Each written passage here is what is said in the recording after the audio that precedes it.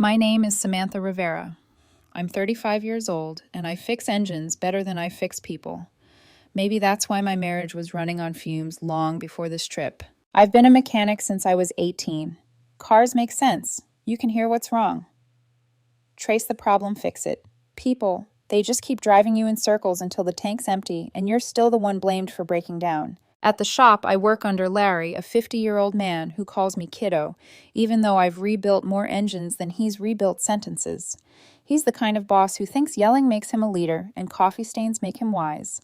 I keep the place alive while he walks around pretending grease under his nails is experience. Still I stay, because the hum of a working motor is the only sound that makes me feel grounded. It's honest. It doesn't lie. Home. Though, that's a different story. My husband Henry works in public relations, which basically means he lies for a living just with better suits. He's charming, polished, and allergic to silence. Every year, he and his friends host this bonding retreat at some rented cabin, overpriced wine, shallow jokes, and fake deep talks about disconnecting to reconnect. I dodged it 3 years in a row. This year, Henry wasn't taking no for an answer. "You never do anything social, Sam," he said, standing in our kitchen, arms crossed over his neatly pressed shirt. "I fix cars all week. People bring their problems to me, I solve them. That's social enough." He smiled that PR smile, the one meant for clients, not wives. "Everyone's excited to see you this time. Come on, it'll be fun." "Fun for who?" I muttered. But he'd already moved on to packing snacks and Bluetooth speakers. By Saturday morning, I found myself crammed into Maddie's SUV with 5 of Henry's friends, a perfume-scented cage rolling through the highway. Every time I spoke, conversation stopped. Every time I looked in the mirror, someone smirked. They were the type of people who called every inconvenience trauma. No one talked about work or bills, just yoga detoxes and manifesting abundance. I wanted to roll down the window and jump out before the trees started looking like they were whispering about me too. After 3 hours, asphalt turned to dirt. Maddie said the GPS was being dramatic. I said, "You sure this isn't how horror movies start?" No one laughed.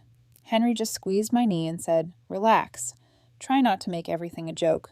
We arrived at a cabin in the middle of nowhere, all wooden charm and broken promises. It smelled like pine and old secrets. Henry's friends got busy posing for photos and lighting overpriced candles while I unloaded everyone's luggage. Dinner was something. They joked among themselves, sipping rosé, glancing at me, whispering behind fake smiles. When I asked what was funny, Maddie said, "Oh, nothing, the way people do when it's definitely about you." Henry tried to smooth it over, laughing too loudly at things that weren't jokes. I could feel the tension pressing on my chest, but I played along. I smiled, I nodded, I let them think I didn't notice. That night, Henry brushed his teeth beside me, humming some pop song he knew I hated. "Tomorrow maybe try to be a little friendlier," he said, his reflection smirking in the mirror. I paused, toothbrush in hand. "You mean act more like them?" He shrugged. "Just less like you." He fell asleep fast. I didn't. The cabin's wood creaked like it was breathing. My gut whispered that something was off, but I told myself I was tired, paranoid. I should have listened. When I woke up, the sun was already pouring through the curtains. The bed beside me was cold. I yawned, expecting to hear chatter from the kitchen, but the cabin was silent. Too silent. "Henry," I called out. "Nothing." I checked every room. Empty. The air felt heavier, like it knew something I didn't. Then I saw it, a sticky note on the table, bright yellow against the wood, scrawled in neat handwriting. "Build some character." At first I laughed a short, nervous sound. Then I stepped to the window. Through the trees, I saw Maddie's SUV bouncing down the dirt trail, Henry in the passenger seat, his head out the window, hair blowing, laughing, the others filming. Their voices echoed through the woods, pure, giddy laughter. It hit me then. They'd left me here, on purpose. I burst out the front door barefoot, shouting, "Are you out of your damn minds?" The SUV didn't stop. The laughter just grew louder, fading into the trees, until it turned into nothing but the sound of the wind. My hand tightened around the note until it tore. I could still see that stupid smiley face burned into my brain. I turned in a slow circle, trees, silence, no cell signal, no one around for miles. They wanted me humiliated. They wanted me to panic. Instead, I stood on the porch, breathing in the pine air, and felt something strange. Not fear, not even anger, just stillness. For the first time in years, no one was talking over me. No one was demanding I smile. No one was asking me to shrink myself to make them comfortable. I walked back inside, found the coffee pot, and set it on the stove. My reflection in the window looked different. Tired, yes, but calm.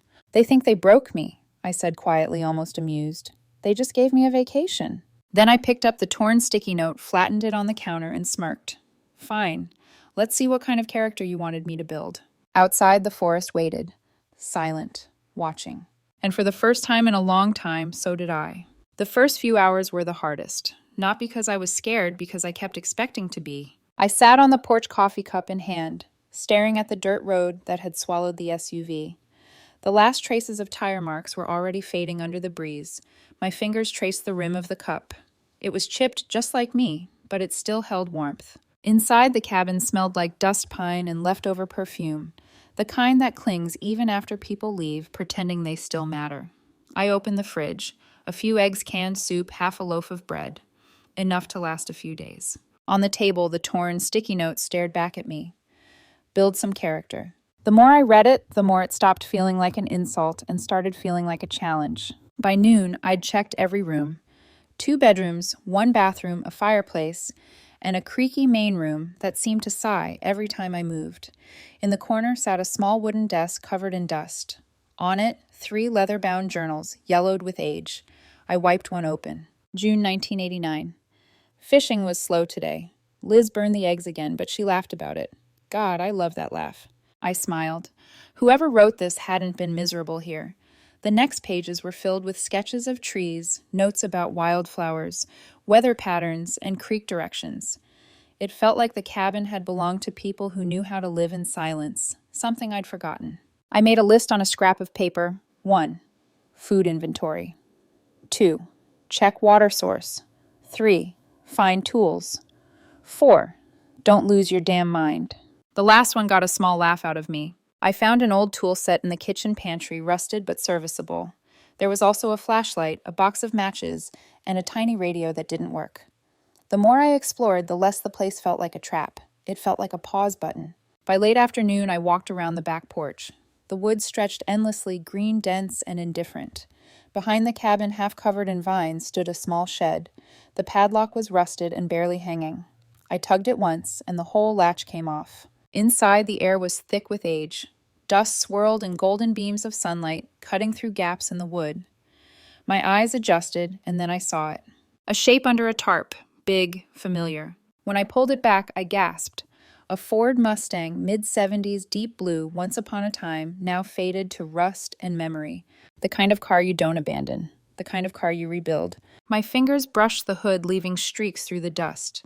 The keys hung on a nail nearby, as if the last owner had meant to come back. Well, I whispered, looks like it's you and me now. There was something poetic about it. Me, a mechanic left behind, finding a forgotten car, waiting to live again. I grabbed the flashlight and checked the engine. Greasy seized, but not dead. It reminded me of myself after years of being talked over. Stuck, but not broken. I laughed softly to no one. Guess I know what I'll be doing while I build character. That night I made soup and sat by the window. The forest was pitch black except for the reflection of the fire flickering behind me. Every once in a while the cabin popped or cracked, like it was stretching after years of quiet. I found myself talking to it. You know, I said to the room, they really thought this would break me. Leave the weird mechanic wife in the woods, get a good laugh posted online. Maybe they already did. I imagined Henry's smug face explaining to his friends how this would teach me a lesson. Maybe he thought I'd come crawling back. Maybe that was the point. I sipped my coffee, let the silence settle again. No phones, no boss, no one correcting my tone. For the first time in years, the quiet didn't feel empty, it felt full. I remembered something my father once told me while teaching me to fix an old truck.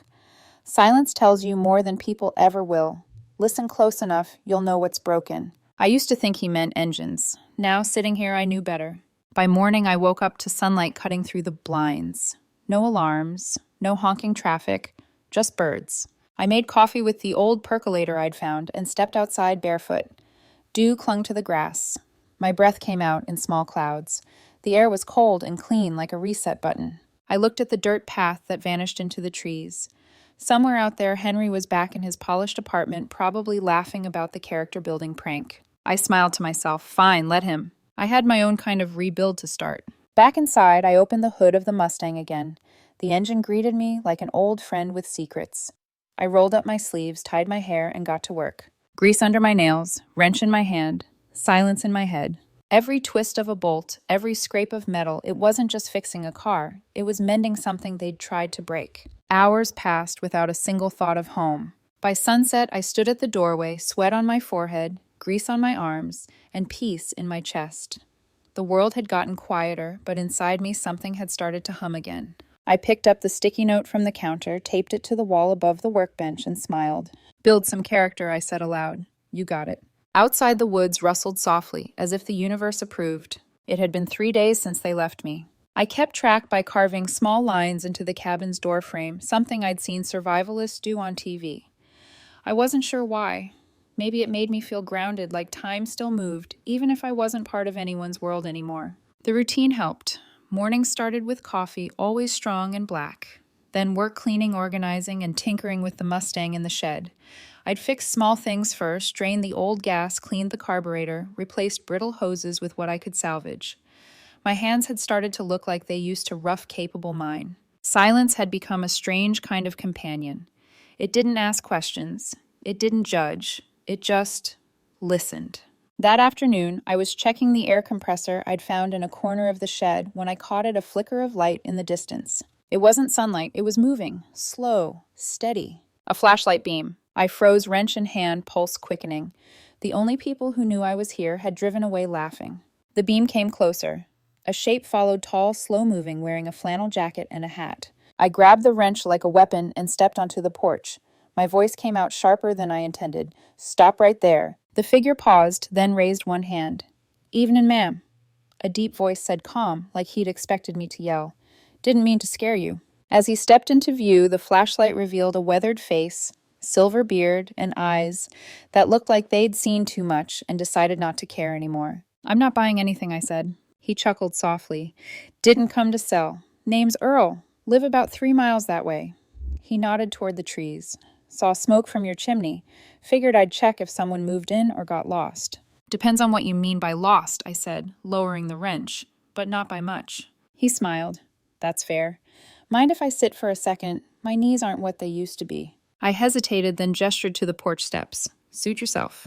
Earl sat, taking off his hat, revealing hair the color of ash. He didn't look nosy, just curious in that quiet, small-town way. "Been a while since anyone stayed here," he said, glancing at the cabin. "Used to belong to a family named Anders. Nice folks. Summers, mostly." "Yeah," I said. "Found their journals." Earl nodded, like that explained everything. Then he looked at me, not unkindly. "So, what's your story, miss?" For a second I didn't answer. I didn't owe him anything. But something in his tone, the lack of judgment, made me exhale. "My husband and his friends thought it'd be funny to leave me here," I said flatly. "Said it would build character." Earl blinked, then let out a low whistle. "That's creative cruelty." "Yeah," I said, "something like that." He rubbed his jaw, thinking. "You married into a strange crowd." "Tell me about it." "City people, unfortunately." He laughed softly. "They think quiet means empty. They're wrong. Quiet's where you actually start hearing yourself again." The words hit harder than I wanted them to. I looked down at my hands, grease-stained, calloused, steady. "Maybe," I said, "or maybe it's just where you realize how much noise you let them make." He studied me for a long moment, then reached into the canvas bag slung over his shoulder. "Brought you something." He handed me a few canned goods, a pack of batteries, and a small flashlight. I frowned. "You always bring gifts for strangers." "Only for the ones who look like they could use them," he said. "And you look like someone trying real hard not to need help." That made me laugh short, genuine, surprising even to myself. "You're not wrong." He shrugged. "Ain't about wrong. Just experience talkin'." He stood up, dusting his hands. "There's an old shed out back, one that don't belong to this place. Roof's half gone, but you might find tools or fuel there. Just watch your step. Some boards are soft." "I've already been in there," I said. "Found an old Mustang." That made his eyes light up. 73 right. I blinked. "How did you—" "Old man Anders' pride and joy. Used to drive it into town every summer. Said he'd fix it up one day, but life got in the way. Guess that day's yours now." I smiled faintly. "Guess so." Earl nodded approvingly. "Good.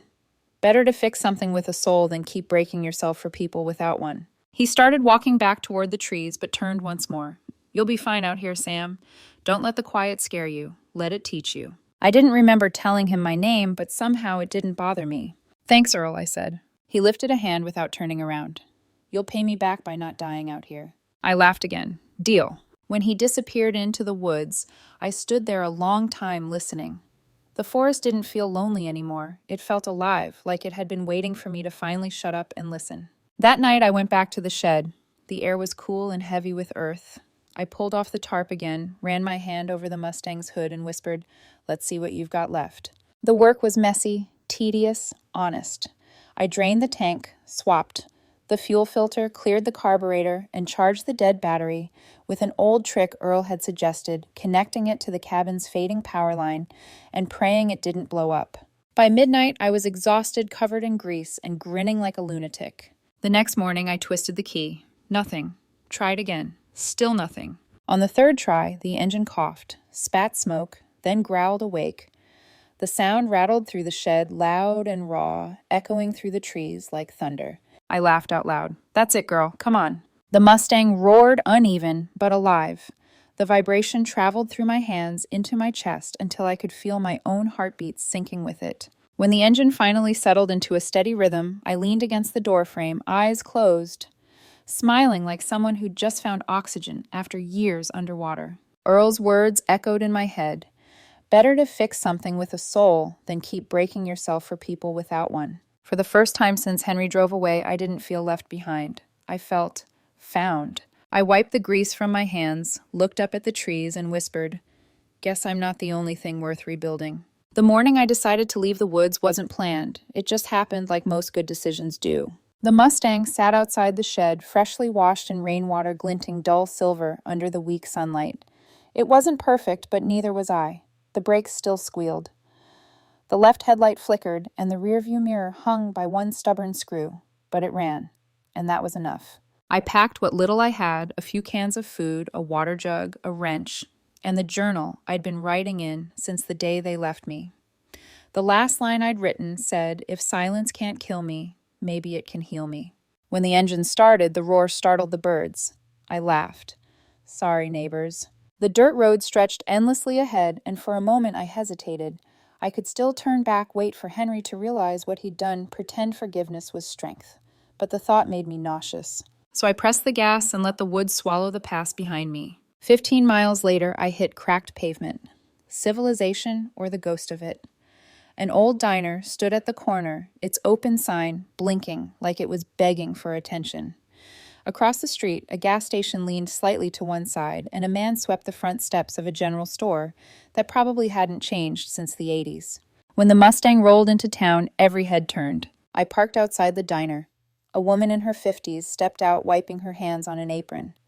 "Lord, haven't seen that car in years," she said, eyes wide. "You drive that thing all the way up here." "Brought it back from the dead," I said, stretching my sore arms. Inside, the air smelled like coffee, bacon grease, and something sweet baking in the oven. The kind of smell that reminded you the world still had small comforts. I sat at the counter. The waitress, the same woman, poured me a cup before I even asked. "Rough morning," she asked. "Rough year," I said, smiling faintly. She chuckled. "Well, sugar, you found the right place. Town's called Iron Ridge. Most folks here come to fix something, cars, marriages themselves. Sometimes all three." I almost laughed. Guess I'm in the right category then. While eating, I noticed the other customers watching me, not rudely, just curious. The stranger who'd driven in from the woods in a ghost car. After breakfast, I paid with the last 20 I had and was about to leave when a bearded man in a grease-stained flannel stepped out of the kitchen. "You the one who fixed up that Mustang?" he asked. "Guilty," I said. He grinned. "You any good with trucks?" "I'm a mechanic, not a magician." "Perfect," he said. "Name's Rick. Diner owner and part-time truck wrecker. You help me out with mine and I'll pay cash plus breakfast." It was the best offer I'd had in a long time. Deal. The truck was ancient, a blue Chevy that coughed like a smoker and leaked oil like it was bleeding. After 20 minutes, I found the problem, a cracked fuel line and a bad gasket. Rick hovered nearby, wiping his hands nervously on a rag. "You sure you know what you're doing?" he asked. I shot him a look. "If I didn't, your truck would already be on fire." He laughed deep and genuine. "Fair enough." An hour later, the engine started smoother than it probably had in decades. Rick stared at it, stunned. "You're hired," he said instantly. Don't got much, but I'll pay you fair if you help me a few days a week. Ain't no one around here who knows what they're doing anymore. I hesitated, wiping sweat from my brow. You sure you want the city reject fixing your stuff? He shrugged. If being left behind makes you a reject, then half this town's out of luck. So what do you say? I smiled. I say I've had worse bosses. That's how it started a new rhythm, a new life. By day, I worked on cars and trucks around Iron Ridge. By night, I sat on the diner porch with a cup of coffee, watching the sunset burn orange over the hills. The locals started calling me the woman who got left behind but fixed herself instead. And strangely, I didn't mind. The nickname spread faster than gossip in a small town. People brought their cars, their bikes, their lawnmowers. I fixed them all. But mostly I fixed myself. One afternoon, after finishing a repair job, I finally turned my phone back on. It vibrated violently in my hand, 67 unread messages. 15 missed calls, and 3 voicemails. The first few texts were playful. Henry, okay, very funny. You've made your point. Come back now. Then, you're milking this Sam. Everyone's asking where you are. You're embarrassing me. Then, angrier, stop acting like a child. You've had your little tantrum. Come home. I scrolled through all of them, shaking my head. He still thought it was a game. Still thought he controlled the rules. One voicemail made me laugh out loud, him pretending to sound worried. Sam, I just want to talk. Okay. Let's not blow this out of proportion. I deleted everything. The phone went silent, and for the first time, I didn't feel guilty for not answering. Weeks passed. My hands cracked from work, my clothes were permanently stained, and I loved it. There was something pure about this kind of exhaustion, not the draining kind that comes from keeping everyone else happy, but the kind that reminds you you're alive. Sometimes I'd drive the Mustang to the edge of Town Park near the cliffs and just watch the valley below. I'd think about Henry and his friends probably still laughing over wine, congratulating themselves for their clever prank. They thought I'd break, but I'd built a new life from the ashes of their joke. I wasn't lost anymore. I was exactly where I was supposed to be. One night, as I closed up the garage, Rick let me use behind the diner. I caught my reflection in the window grease on my face, hair tied up a smile I hadn't seen in years. I whispered to it, this is the silence they wanted me to fear. And in that reflection, under the flickering neon lights of Iron Ridge, I saw something I'd thought was gone for good peace. It had been almost 2 months since I last heard Henry's voice. 2 months of peace that felt like a lifetime. I woke up that morning like every other coffee, a quick shower, then off to Rick's diner to help fix a delivery van that wouldn't start. The air was crisp, the kind that makes you feel clean from the inside out. I was under the hood, humming along to some old rock song playing from a dusty radio, when I heard Rick call out, Sam, there's someone asking for you out front. The tone in his voice made me look up immediately. It wasn't casual. It was the kind of cautious you use when you're about to hand someone a live grenade. I wiped my hands on a rag, stepped out from the garage, and froze. There he was, Henry. Pressed shirt, expensive sunglasses, hair slicked back like he'd walked out of a magazine. But he looked smaller somehow, like life had drained the shine out of him. Behind him, the same black SUV that had left me in the woods was parked crookedly at the curb. Inside were Maddie and 2 of his other friends, faces I hadn't seen since the morning they drove away laughing. For a second, the world went quiet again, just like that day. Henry was the first to speak. Sam, I didn't move. You're lost. Gas station's down the road. He sighed. Come on, don't start like that. Funny I said you started it first. Rick glanced between us, quickly retreating inside the diner. He was smart. This wasn't his kind of show. Henry took a hesitant step forward. Look, this whole thing went too far, okay? It was a joke. A stupid one. You made your point, and my point I cut in. You left your wife in the woods with a sticky note and a laugh track, Henry. What exactly do you think my point was? He rubbed the back of his neck. You're being dramatic. I laughed, a dry, sharp sound. That's rich coming from the man who staged an entire humiliation for entertainment. Maddie rolled down the window from the SUV. Oh, come on, Sam. We left you food and supplies. You weren't in danger. I turned my gaze on her, calm but cold. You filmed it, didn't you? Her smirk faltered. We might have recorded a little bit. I stepped closer to the SUV. Where is it, Maddie? She blinked, uncomfortable. Deleted. Sure it is, I said. I'm sure your followers loved the hilarious prank. Poor mechanic wife gets stranded right, classic content. Henry exhaled sharply. Sam, can we please not do this in public? You're embarrassing both of us. I laughed again, slower this time. No, Henry. You embarrassed yourself the moment you thought I'd come crawling back. He took off his sunglasses, eyes narrowing. What do you even want? You think you're better than us now, living in some dump fixing broken cars. I met his stare without flinching. No, I just stopped pretending I'm not. That shut him up for a moment. Even Maddie looked away. One of the other friends, Paula, I think spoke from the back seat. We came here to make peace. You don't have to be so hostile. Peace, I repeated. You came to make peace with what? The version of me that used to keep quiet while you all laughed at me. Henry's jaw tightened. You're overreacting. We thought you could use time alone to reflect. You never stop working, Sam. You needed a reset. I tilted my head. You mean you needed an audience, and I was convenient. He stepped closer again, lowering his voice. Look, just come home. We can talk about this. People are asking questions. It's not a good look for either of us. And there it was. The real reason. Not guilt, not love. Image. I looked him dead in the eye. You keep worrying about your image, Henry. I'll keep living my life. His tone hardened. Don't do this. I already did, I said softly. You told me to build character. I did. Just not the kind that needs you. He blinked, caught off guard by the calm in my voice. He was used to the version of me that hesitated, that tried to fix things. Not this one. Sam, he said, his voice cracking just slightly. We built a life together. I shook my head. No, Henry. We built a performance. You played the charming husband, I played the quiet, supportive wife. Everyone clapped until you decided to turn the lights off and see if I'd still perform in the dark. He stared at me like I'd spoken a language he couldn't understand. Maddie huffed impatient. This is pointless. She's clearly lost it. I smiled faintly. Lost it, Maddie. I found everything you'll never have.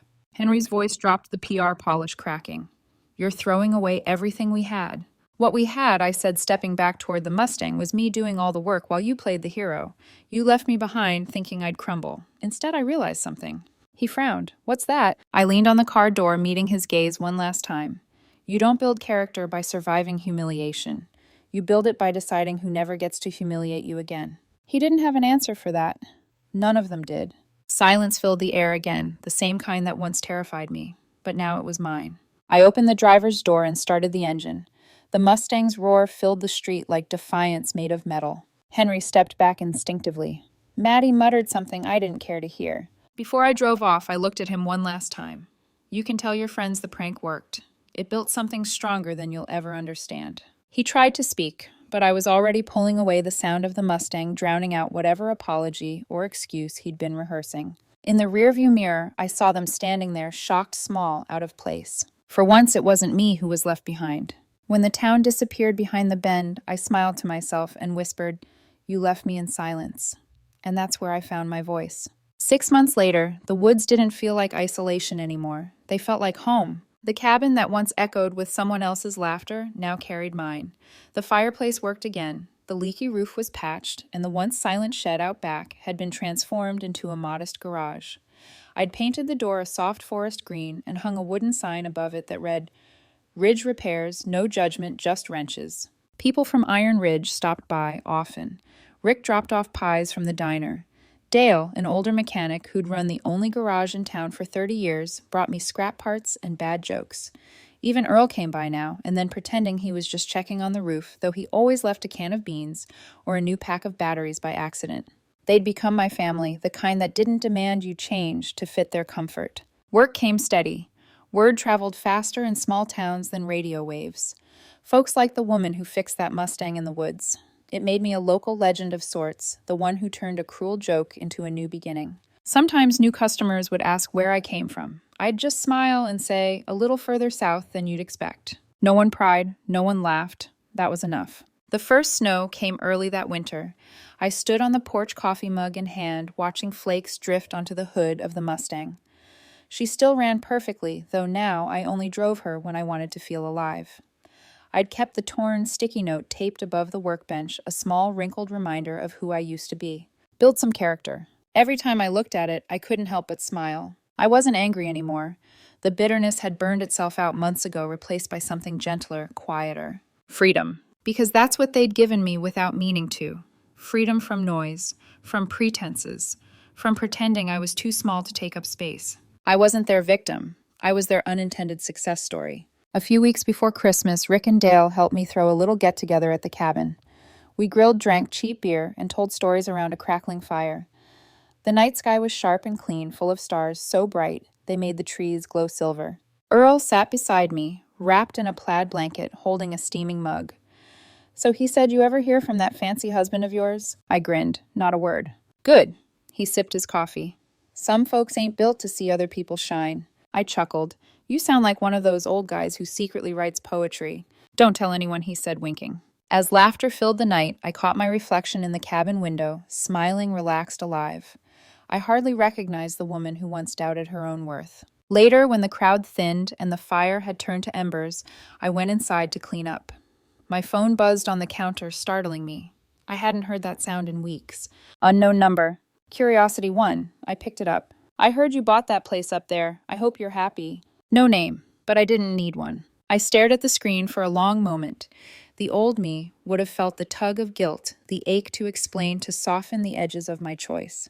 But that woman was gone. I typed 2 words. "I am." Then I hit delete both message and number and tossed the phone back on the counter. Outside, the last embers glowed faintly under the stars. The smell of wood smoke clung to my clothes, the kind that stays even after you wash it. I stepped out onto the porch, wrapped my arms around myself, and breathed in the night. The world was silent again, but it was the kind of silence that holds peace, not punishment. Over the next few months, Ridge repairs grew busier. Locals started leaving thank you notes and pies instead of cash, insisting community works different up here. Dale officially retired and handed me his old shop keys, saying, "You've got steadier hands and a better heart. Just don't waste either." I didn't. By spring, I'd bought the cabin officially. The owner, an old logger, practically gave it away. "No one wants to live that far out," he said. "Too quiet." I smiled. "That's exactly why I want it." The title was mine within a week. When I found the old registration papers for the Mustang in a drawer under the seat, I laughed. The car had always been mine, it was just waiting for me to believe it. One evening, while closing up the garage, I looked up at the setting sun melting through the pines. The light hit the sticky note on the wall, making the faded ink glow golden. It struck me how strange life can be, that a single cruel act could reroute an entire existence. That being left behind could be the very thing that set me free. I whispered to the empty air. "Thanks for the lesson, Henry." Then I tore the note off the wall, folded it neatly, and slipped it into my back pocket, not as a wound, but as a souvenir. When night fell, I took the Mustang for a drive along the Ridge Road. The headlights cut through the mist, the engine purred, and the forest swayed gently in the wind. Halfway up, I parked near the overlook where you can see the whole town. Tiny lights twinkled in the valley, below homes, lives, small miracles. I rested my head against the steering wheel and smiled. "They left me behind," I whispered to myself, "and I built a life they can't touch." The words hung in the air, solid and true. Because the truth was simple. They thought they'd trapped me in loneliness, but they'd given me freedom. They tried to humiliate me, but they handed me rebirth. They left me for dead, but I came back alive. The biggest revenge I ever took wasn't anger or payback. It was peace. As the wind swept softly through the trees and the stars shimmered above Iron Ridge, I started the engine again, and the Mustang roared into the night like a heartbeat that had finally found its rhythm. And in that moment, I knew with absolute certainty I wasn't the woman that they left behind. I was the woman who left them behind.